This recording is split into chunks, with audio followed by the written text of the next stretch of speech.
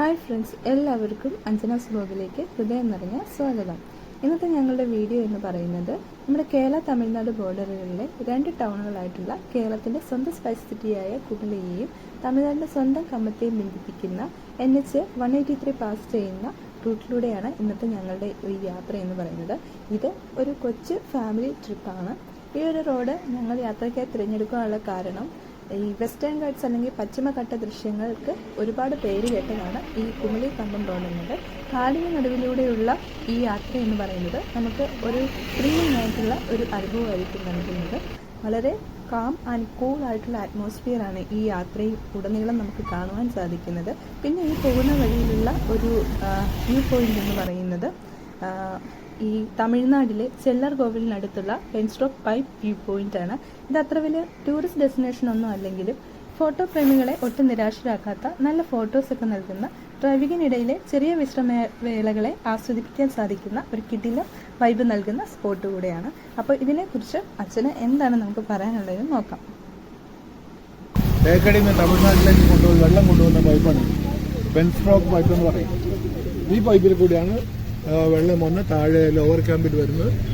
Lower ക്യാമ്പിൽ നിന്ന് current എടുത്തിട്ട് പിന്നെ ജലസേചനത്തിന് വേണ്ടി ഉപയോഗിക്കുന്നത്. ഇവിടുന്ന് പോകുന്ന ഈ പൈപ്പിൽ കൂടെ പോകുന്ന വെള്ളം അവിടെ എത്തി അവിടുന്ന് കറണ്ട് എടുത്തതിന് ശേഷം പുറത്തേക്ക് വിടുന്ന വെള്ളമാണ് ആ ഒഴുകി പോകുന്നത്. ലോവർ ക്യാമ്പ് എന്ന് പറയുന്ന ഈ സ്ഥലത്തിന്റെ പേര്. ഇവിടുന്ന് അങ്ങോട്ട് പോകുന്നതാണ് കമ്പം, തേനി ഒക്കെയാണ് അങ്ങോട്ട് കാണുന്ന സ്ഥലങ്ങൾ. ഈ മലയ്ക്ക് താഴെ ഒക്കെ തമിഴ്നാട്, ഈ മലയ്ക്ക് അപ്പുറം കേരളമാണ്.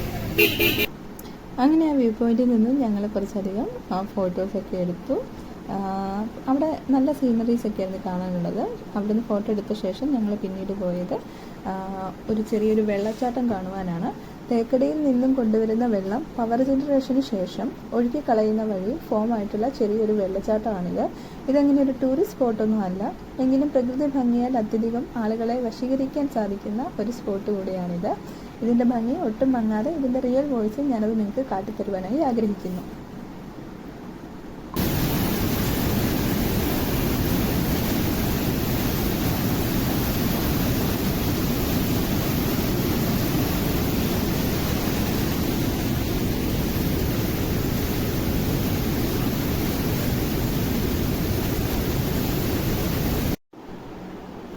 പ്രകൃതി ഭംഗിയാൽ കേരളത്തിനൊപ്പം നിൽക്കുന്നതും ചിലപ്പോൾ കേരളത്തിനേക്കാൾ ഒരു പിടി മേലെ നിൽക്കുന്നതുമായിട്ടുള്ള തമിഴ്നാട്ടിൻ്റെ ചില നല്ല കാഴ്ചകളാണ് ഇപ്പോൾ നിങ്ങൾ കണ്ടുകൊണ്ടിരിക്കുന്നത്.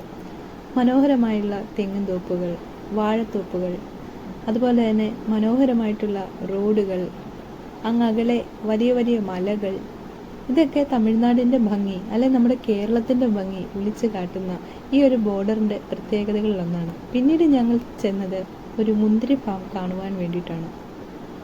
കണ്ണെത്താ ദൂരത്തോളം വ്യാപിച്ച് കിടക്കുകയാണ് ഈ ഫാം. ഇതാണ് ഇതിൻ്റെ എൻട്രൻസ് എന്ന് പറയുന്നത്. ഞങ്ങൾ ഉള്ളിലേക്ക് ചെന്നപ്പോൾ ഞങ്ങളെ ആദ്യം എതിരേറ്റത് പാകമാകാത്ത പച്ച സുന്ദരിയായിട്ടുള്ള മുന്തിരി കുഞ്ഞുങ്ങളാണ്. എന്ത് രസമാണെന്നോ ഇവിടുത്തെ കാഴ്ചകളൊക്കെ കാണുവാനായിട്ട്. മുതിർന്നവരെ മുതൽ കൊച്ചുകുട്ടികളെ വരെ ആകർഷിപ്പിക്കുകയും കൗതുകത്തിൻ്റെ ലോകത്ത് പിടിച്ചു നിർത്തുവാനുമുള്ള കഴിവ് ഈ മുന്തിരി ഫാമുകൾക്ക് ഉണ്ട്.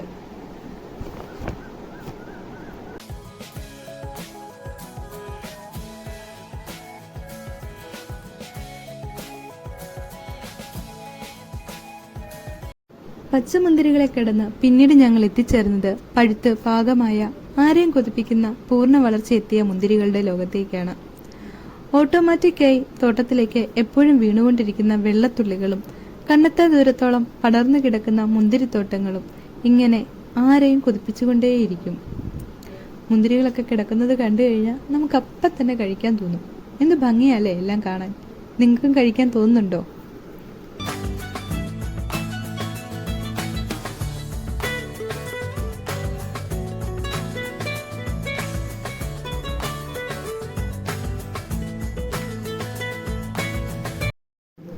അങ്ങനെ മുന്തിരി ഫാമൊക്കെ കണ്ടതിന് ശേഷം ഞങ്ങൾ തമിഴ്നാടിൻ്റെ കുറച്ച് പ്രകൃതി കാഴ്ചകളിലേക്ക് ഇറങ്ങിച്ചെന്നു. എന്ത് ഭംഗിയാണ് അതിൻ്റെ ഇതൊക്കെ കാണാൻ. മനോഹരമായിട്ടുള്ള പാതകളായിരുന്നു കാണുവാൻ സാധിച്ചത്.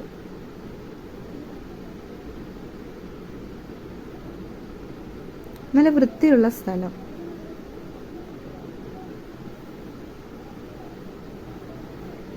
ഞങ്ങളുടെ യാത്ര പിന്നീട് എത്തിച്ചേർന്നത് ഒരു പേരയ്ക്ക ഫാമിലേക്കാണ്.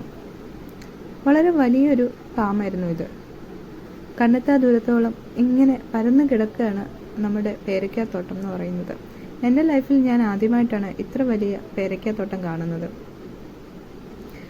ഞങ്ങൾ എല്ലാവരും ക്യാമറയിൽ കുറേ കാഴ്ചകളൊക്കെ പകർത്തി, ഒപ്പം അതിൻ്റെ ഭംഗി ആസ്വദിച്ച് ഞങ്ങൾ കുറച്ചു നേരം അതിലൂടെ എല്ലാം നടന്നു. ശേഷം ഈ ഫാമിൽ വിളവെടുത്ത നല്ല ഒന്നാന്തരം പേരയ്ക്കയാണ് കേട്ടോ ഇത്. 100% നമുക്കിത് വിശ്വസിച്ച് കഴിക്കാൻ സാധിക്കും. നല്ല ടേസ്റ്റാണ് കേട്ടോ ഈ പേരയ്ക്കൊക്കെ. അങ്ങനെ ഒരു കൊട്ട പേരയ്ക്ക ഞങ്ങൾ നാട്ടിലേക്ക് കൊണ്ടുപോകാനായിട്ടൊക്കെ വാങ്ങി.